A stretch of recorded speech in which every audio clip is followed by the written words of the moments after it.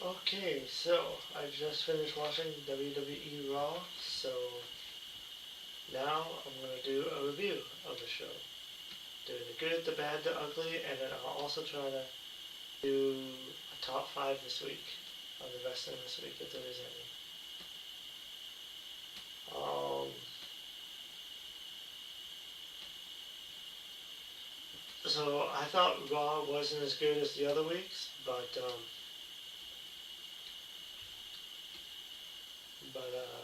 yeah, Roman Reigns was on the show for the second week in a row. I guess it's because they're hyping the CM Punk and Finn Balor at the Elimination Chamber.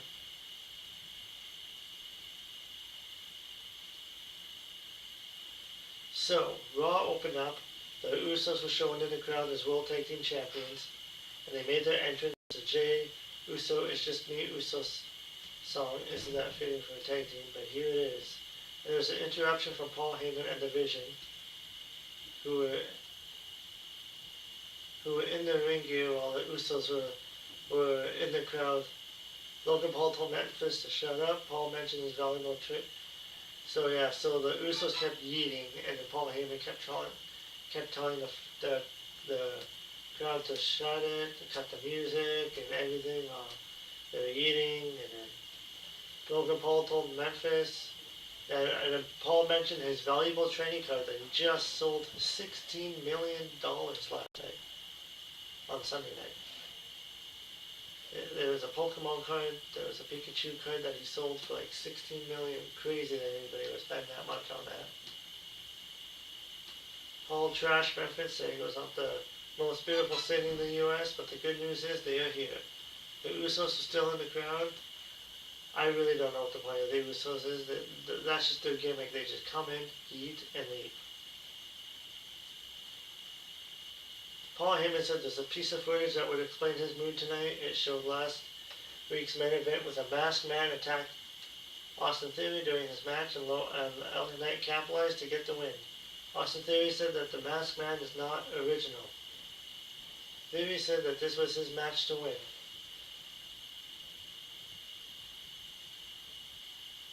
Raw GM Adam Pearce said that they go back to his office to talk about this like adults. Theory said they were going to do it right here and right now. Theory said that Pearce screwed up last week, and Pearce said his security would have had the masked man if it weren't for Paul and Reed. Heyman told Pearce to make it official by putting Reed in the Elimination Chamber. Pearce said that Reed can earn his way into the chamber by winning a qualifying match next week.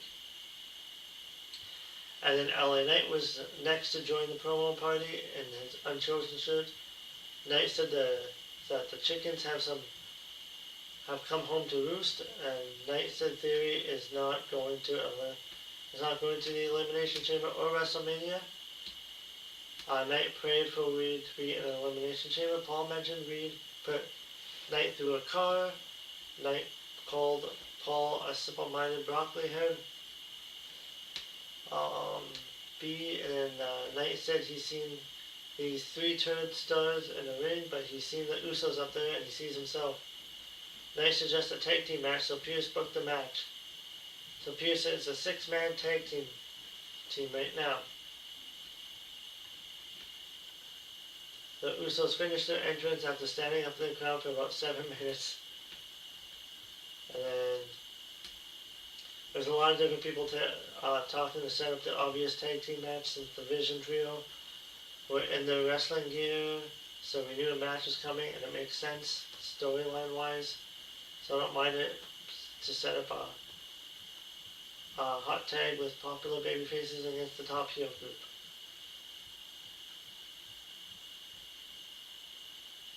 So yeah, so LA Knight and the Usos versus the Vision, Bronson Reed, Logan Paul, and Austin Theory with Paul Heyman.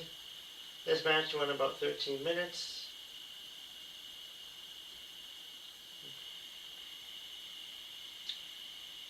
Near the ending, it looked like Knight would break free, but Reed hit a Hurricane and a senton splash. Jimmy saved his partner, so Reed sent Jimmy into the ring post. Reed missed a senton splash. Theory tagged in, and Knight avoided a charge by him. Jay got the tag against Paul. Jay hit 2 clotheslines on Paul, along with some punches. Jay connected with a running hip attack on Paul against the turnbuckle. Jay ran the ropes and hit the spear on Paul for 2. Because Theory got the save. And the Knight clothesline Theory out of the ring. Knight shoved Theory into the ring post and hit a BFT on the floor. Reed tackled Knight through the barricade at ringside. Paul hit a zigzag on Jay for 2. The announcers didn't use a name for it. Jay landed on his feet. He hit a super kick. Jimmy tagged in for a double super kick, and the Usos hit a 1D. But Reed broke up the pan attempt. Reed headbutted Jay out of the ring. Reed hit a suicide dive on both the Usos on the floor, and Reed tossed Jay over the commentating table. Reed sent Jimmy into the ring, and Paul punched Jimmy in the head. Reed tagged in and hit a tsunami splash on Jimmy for the pinfall win.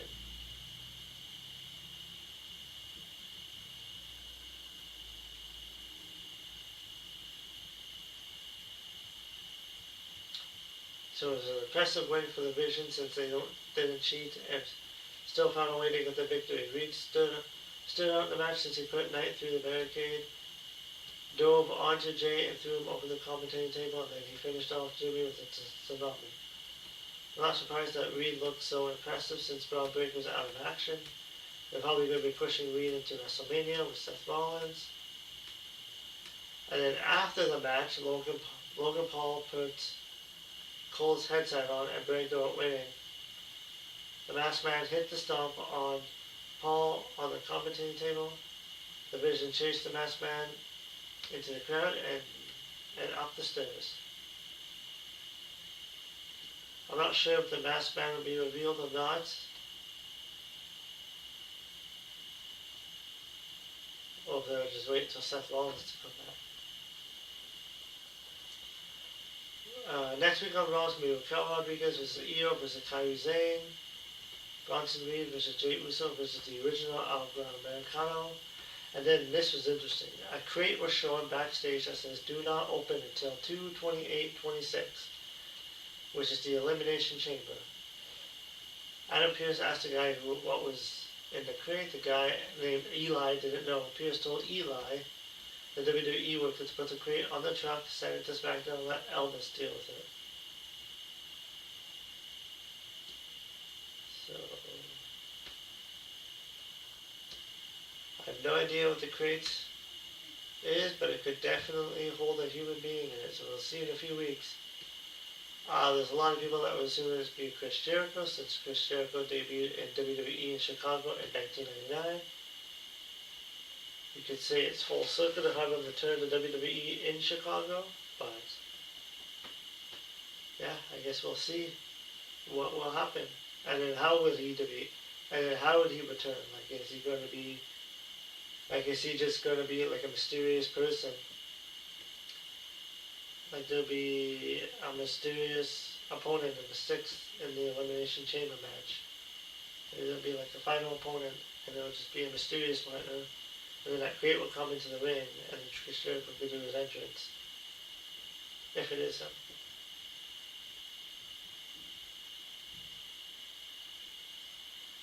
And then El Grande Americano and Los Americanos approached and appeared backstage. Americano wanted a spot in the Elimination Chamber, but Pierce said that the qualifying matches were full.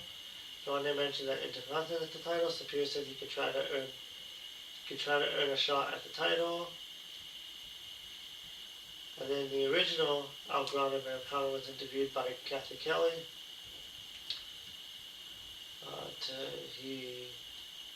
He spoke in English, talking about how there's been an imposter that has no respect for lucha traditions. He said that there's only uno grande Americano. You're looking at him. The original praised Javon Evans. Original said he's going to win his Elimination Chamber qualifying match. Original said thank you and gracias to end it. And now it was time for the Natty versus Oscar versus Bailey match. This was a good match. I wouldn't say it was 5-star, but it was a good match. Um, near the ending of the match, Bayley went for a rose plant. Asuka avoided it, and Natty was knocked out of the ring by it.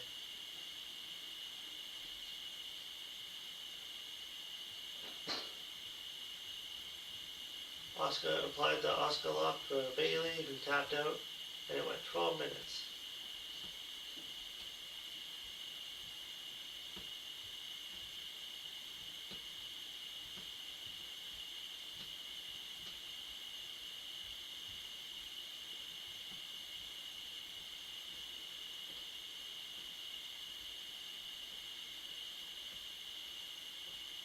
So,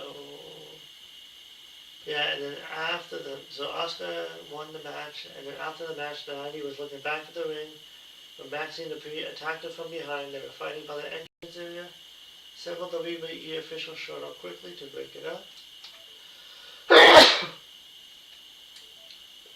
So Obi Femi was in the office of Raw GM Adam Pearce, who told Femi that he wanted Obi to sign with Raw. Pearce said that he knows Femi got an offer from SmackDown, but this offer is better. Femi talked the contract and he needs to think about it. As Femi walked away, Rusev stared at him. Femi and Rusev had stared down without saying a word. So it looks like Femi's gonna have to start probably a feud on Raw and beat the Rusev because Rusev never wins since he's joined the Raw, came back to WWE. Liv Morgan interview.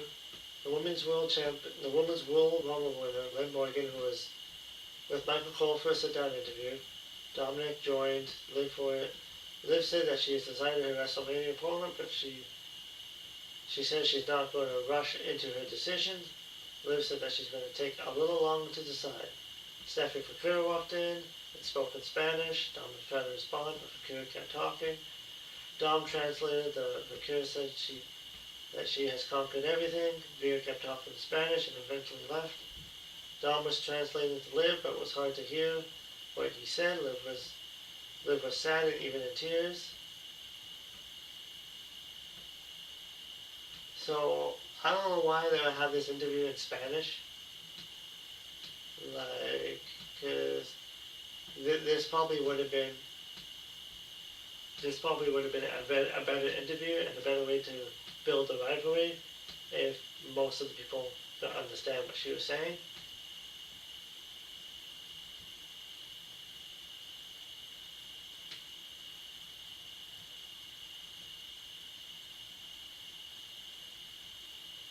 So yeah, just my opinion. They should have had at least subtitles, but unless she was swearing in Spanish. But still, we don't know. We don't know what that was. So the World Heavyweight Champion CM Punk made his entrance to a big ovation as usual. They went on to break for some fans, so Punk killed a few minutes by saluting the crowd. Punk said that Adam Pearce believes that Punk is jeopardizing the main event of WrestleMania. Punk mentioned his match with Roman Reigns is a big deal, but he's making everything better. Punk said that sports teams make the playoffs, but they still play regular season games. Punk said that you guys deserve a fighting champion. Punk said Finn Balor deserved the title shot because of what he's done in his career.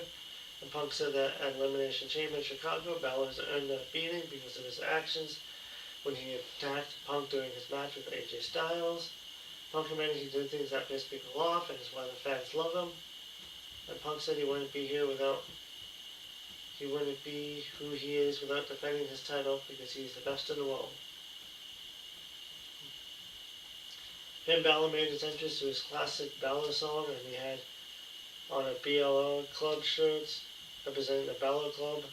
He was joined by Judgment Day's Dominic and JD Madonna, who's back in action.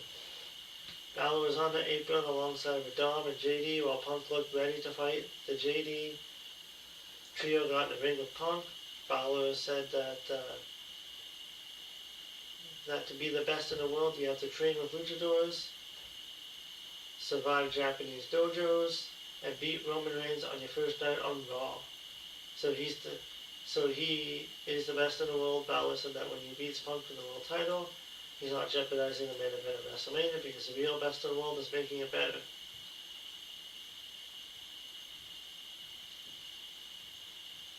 CM Punk asked Balor what are these two idiots doing here. Punk said he knew who Balor was. Punk said that Balor did these great things in the past by himself. Punk said Balor didn't have the Judgment Day by his side when he was coming up. Punk said that the Balor used to mean something. Punk said that Judgment Day has been an anchor around Balor's neck. Punk said that JD has dragged him down. Punk trashed Dominic for wearing 2 belts and never defending them, while JD's head is too big. Punk said he's been accused of being a smart man who does dumb things. Punk said that some things are out of his control. Punk turned his back to Fowler and told him to jump high. Punk said he knew that he's the best in the world and he doesn't need to prove it, but maybe Balor does need that help. Balor helped JD back as Punk left, and Punk threw the microphone as Balor left.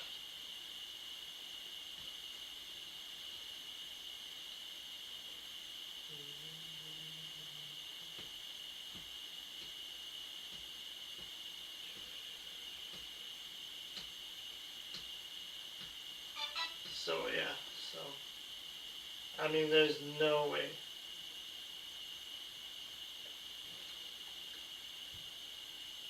Oh crap.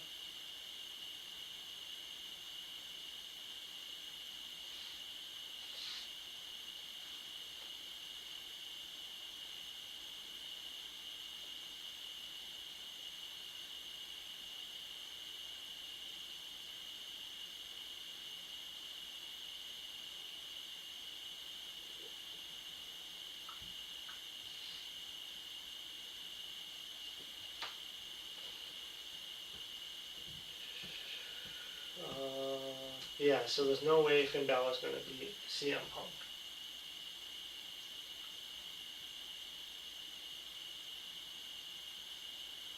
Rhea Ripley and Io Sky were interviewed as the women's tag team champions with Brian Saxton, asking how they're holding it together. It was mentioned that Ripley is in the women's elimination chamber match and Sky can qualify next week. Ripley said that Nia and Lash thought they could take the titles, but they failed. Ripley said they turned up the heat, so Ripley and Sky will put them out. Sky said they'll be ready. Kairi Sane and Asuka interrupted, so Zayn said that Asuka is in the chamber. Zayn said they'll make sure Rhea and Sky never win. And the next was Penta versus Grande Americano.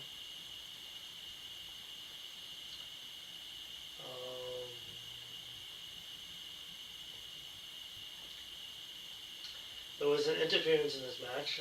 Penta got some offense going with the cross body block, followed by a sling blade. Penta did a handstand dropkick to Grande's ribs for 2. Grande countered Penta to slam him in the mat.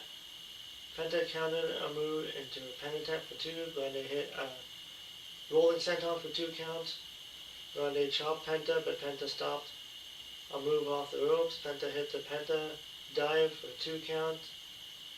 And yeah, and then Grande was back up with the headbutt to the chest for 2. Bravo handed Grande a steel plate, but somebody pulled Rio under the ring, and it was the original Grande Americano.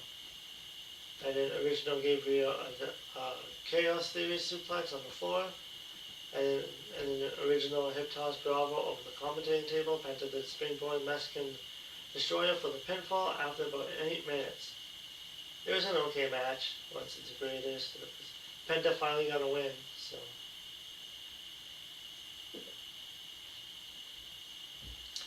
And then after the match, original Grande Americano attacked Grande and hit a Chaos Theory, rolling German suplex. And then he tried to take the mask off Grande, but Rio and Bravo made the save. The Judgment Day's clubhouse was shown.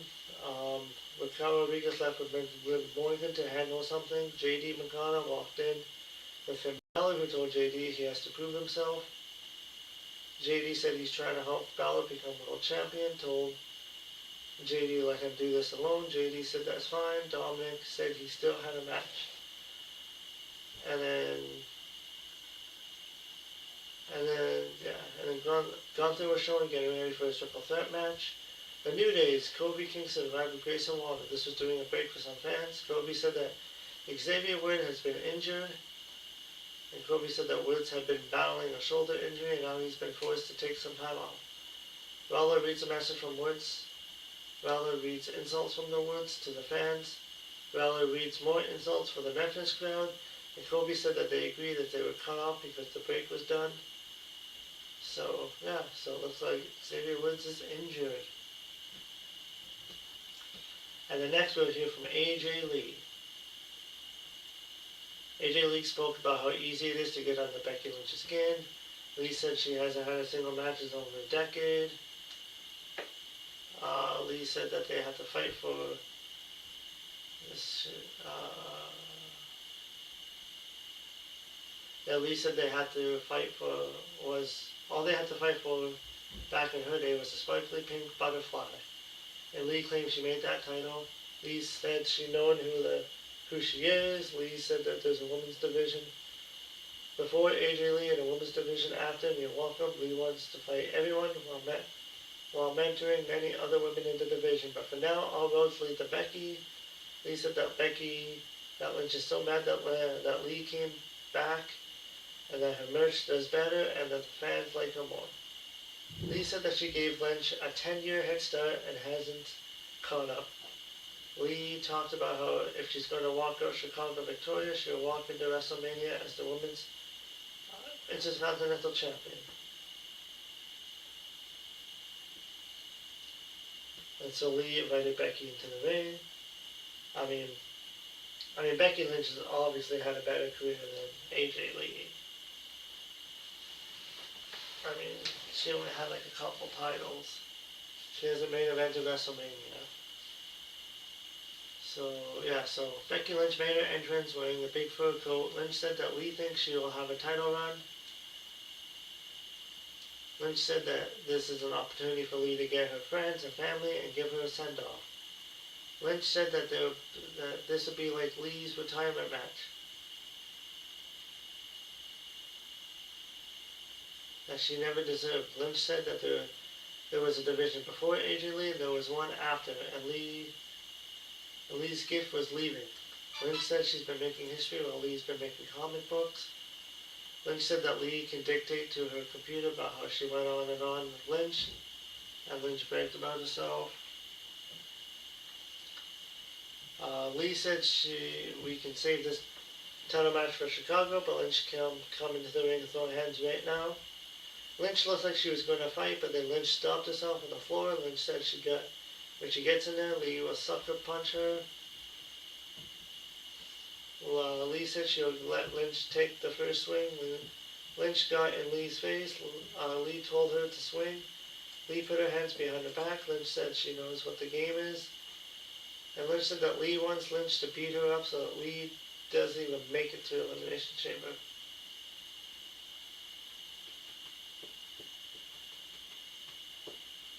I think the idea behind that is that AJ Lee is succeeding at getting Becky Lynch's head so much that Lynch wouldn't punch her even after offered the first shot.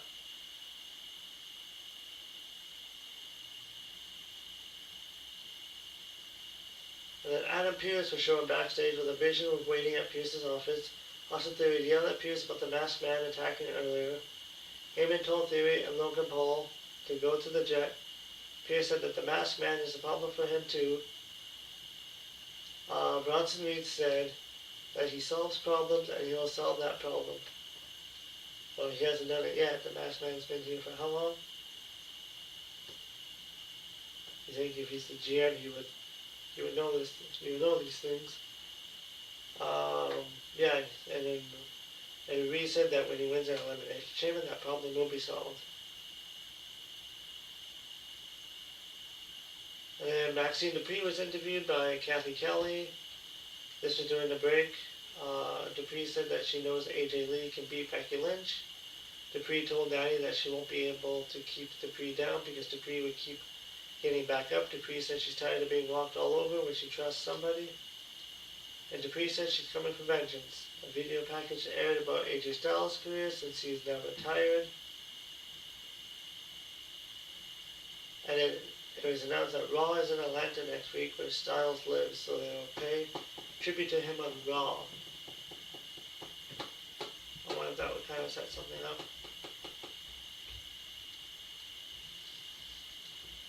For something. So now it's the main events. Gunther, Javon Evans, and Dominic Mysterio.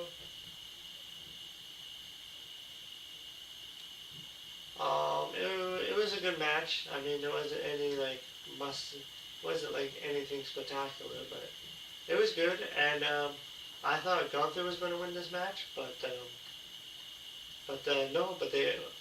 Javon Evans won the match. They actually gave it to an up and coming rising star, so that was good to see.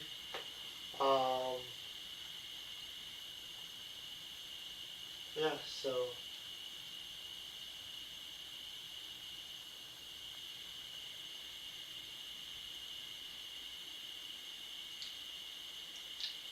But near the ending of the match, Gunther grabbed the ring bell. Dragon Lee showed up at ringside and hit Gunther with the ring belt to the head, and Gunther was down on the floor, so Dominic dropkicked Evans into the ropes. Dominic hit a 619 kick, but Dominic jumped off the top of the spot bash attempt. Evans moved, and Evans jumped off the top of an OG cutter on Dominic, and Evans covered for the pinfall win. So it looks like Dragon Lee cost Gunther the match, so I'm sure they'll probably have a feud. Not really sure if I'm looking forward to that feud, because, we know what's going to happen in that feud. But,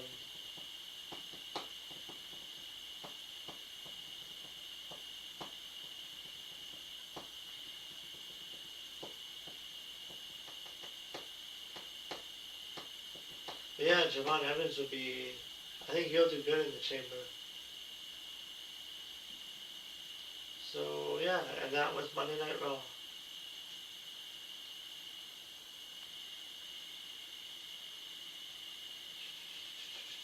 I didn't think Raw was all that good.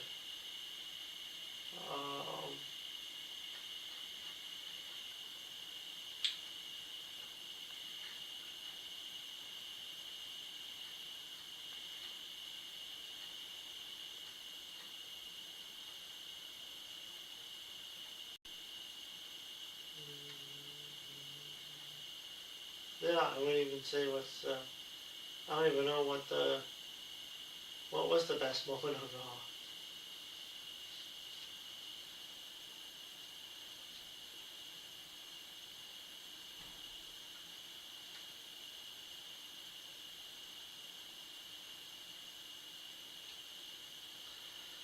I mean, I guess the Natty, Oscar, and Bailey was good. It was a good match until, yeah, and then I'll have to say the ugly was the Liv Morgan, Dominic, and Stephanie McCool promo segment, since Stephanie spoke in Spanish and nobody could understand what she was saying. So, and that's unfortunate because I really like Stephanie. But yeah, that'll have to be one of the ugly moments.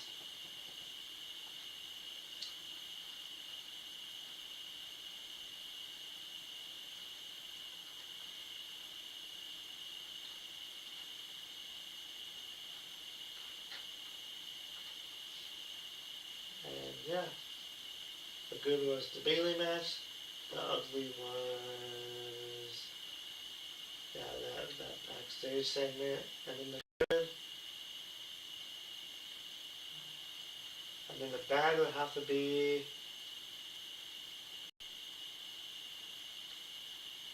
Penta versus El Gran Americano, since it was only 8 minutes, and yeah, and Penta got the win finally, but he only got the win by interference. So yeah, so that's Raw. I'll be doing a top 5 at the end of the week. If I can find anything that's. I don't think there's anything newsworthy on this show, so.